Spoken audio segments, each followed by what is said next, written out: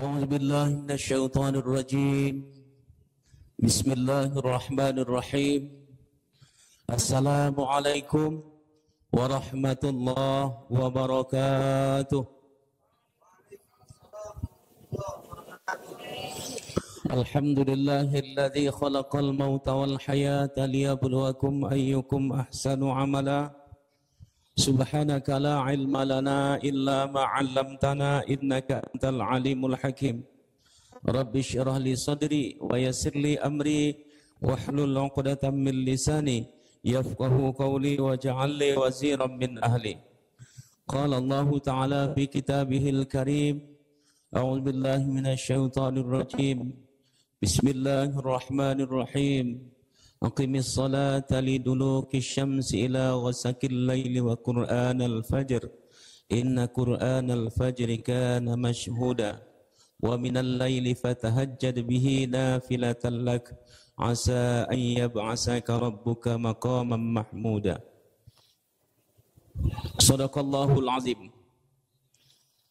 Setinggi puji sedalam puja sama-sama kita serahkan kepada Allah Subhanahu wa taala atas limpahan nikmat dan karunia-Nya sehingga kita dapat berkumpul menghadiri kembali salat Isya berjamaah, dan insyaallah akan kita lanjutkan salat tarawih secara berjamaah pula.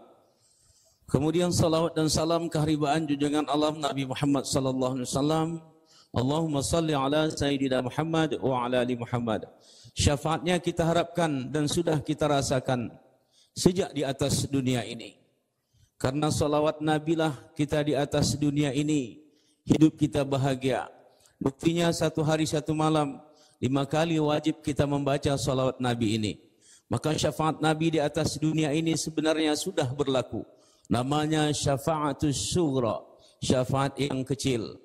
Syafaatul kubra, syafaat yang besar. Yauma la yanfa'u malun wala banun illa man atallaha biqalbin salim.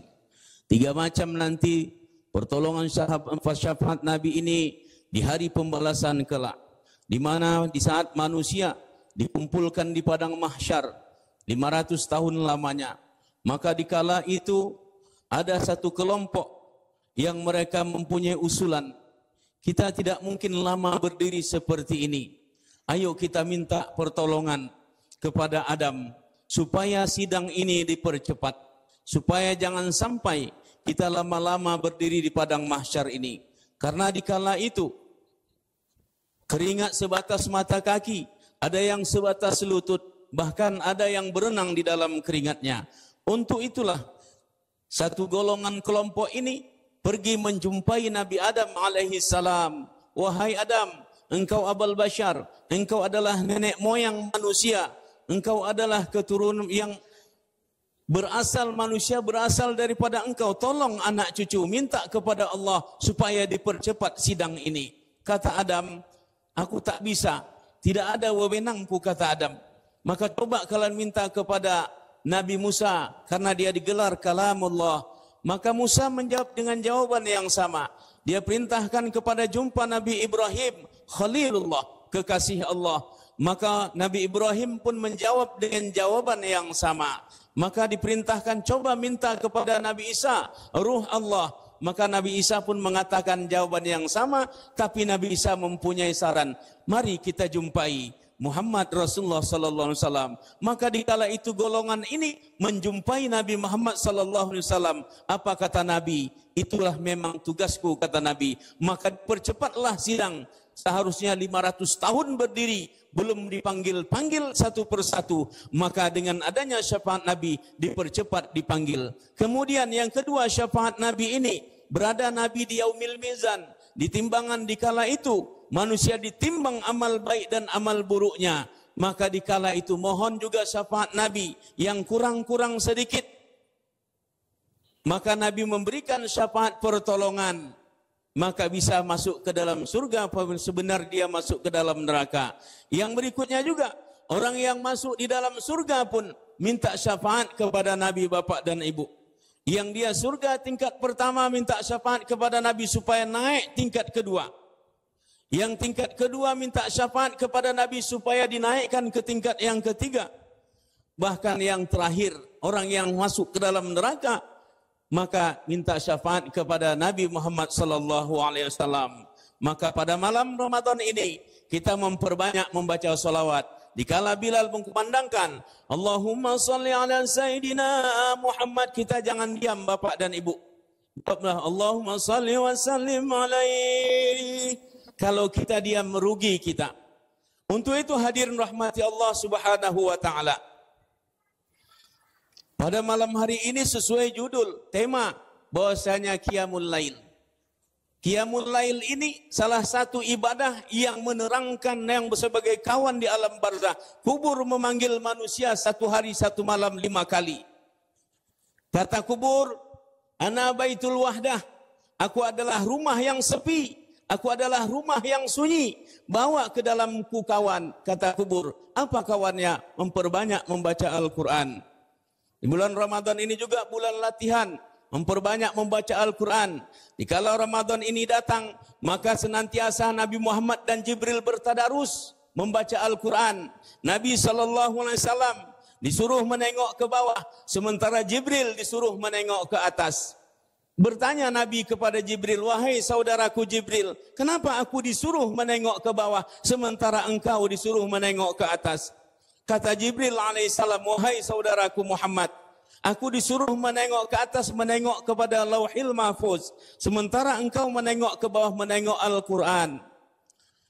Kemudian setiap tahun mereka dapat 1 khatam. Tahun yang terakhir dapat 2 khatam. Bertanya Nabi kepada Jibril, wahai saudaraku Jibril, setiap tahun kita dapat 1 khatam, tahun ini kenapa dapat 2 khatam? Berkata Jibril, wahai saudaraku Muhammad, ketahuilah bahwasanya Ramadan inilah akhir hayat Tuhan hamba. Ramadan yang akan datang Tuhan hamba tidak berjumpa lagi. Maka menangis Nabi SAW. Menangis Nabi. Bertanya Jibril, wahai saudaraku Muhammad, apakah gerangan yang engkau tangiskan? Apakah engkau takut bercerai dengan dunia ini? Atau bercerai berpisah dengan anakmu Fatimah? Atau cucumu Hasan dan Husain? Atau dengan dunia ini engkau takut bercerai? Kata Nabi SAW, aku bukan takut berpisah dengan anakku Fatimah atau cucuku Hasan dan Husain.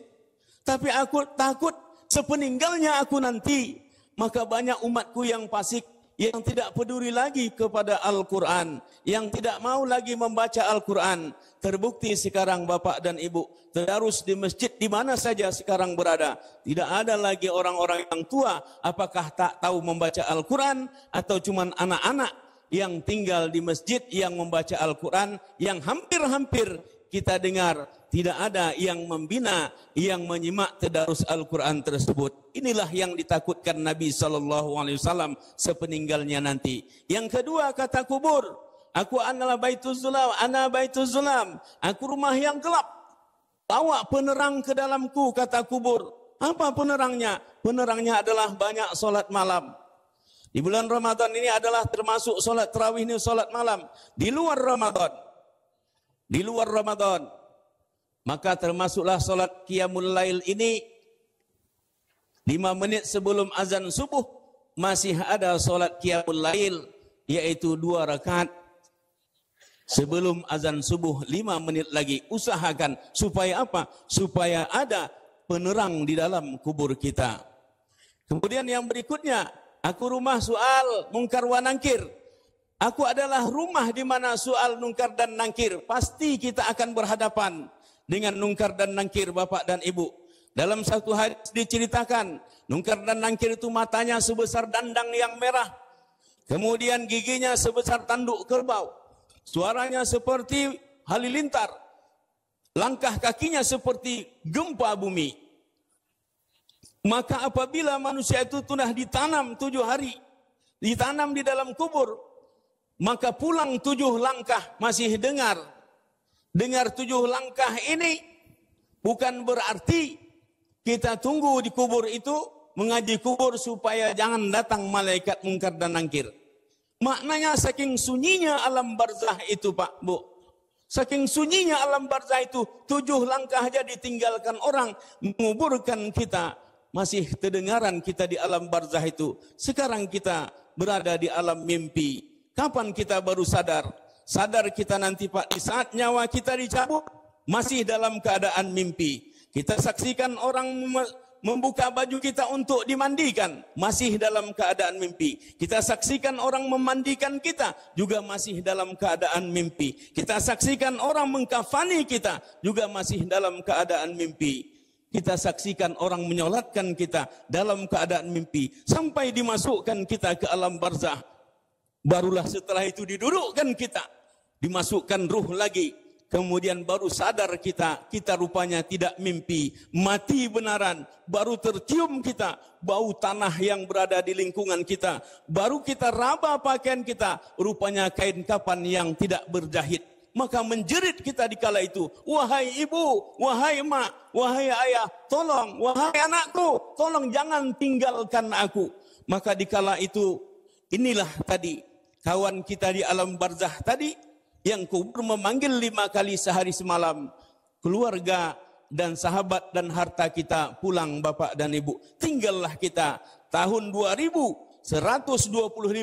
Kita yang hadir di sini pasti sudah mati semua. Persoalannya di alam kubur kita nanti, apa kita merasakan yang lamanya yudabbirul amra minas sama'i ilal ardi tsumma ya'ruju ilaihi fi yaumin kana miqdaru alfasanah. Apakah kita rasakan bagaimana satu hari alam akhirat itu seperti 1000 tahun di dunia ini? Ataukah kita rasakan di alam barzah itu? Qalu ya wailana man ba'atsana mim marqadina hadza. Dikala itu tidak terasa alam barzah itu, sangkakala ditiupkan kita terkejut. Ini rupanya alam kiamat itu. Karena saking enaknya di alam barzah itu, tanpa kita rasakan lamanya. Itulah orang-orang yang beramal soleh. Untuk itu di bulan suci Ramadan ini, mari kita tingkatkan amal ibadah kita. Mari kita tingkatkan infak dan sedekah kita. Subhanakallahumma bihamdi, subhanakallahumma bihamdika, asyhadu an la ilaha illa anta, astaghfiruka wa atubu ilaik. Assalamualaikum warahmatullahi wabarakatuh.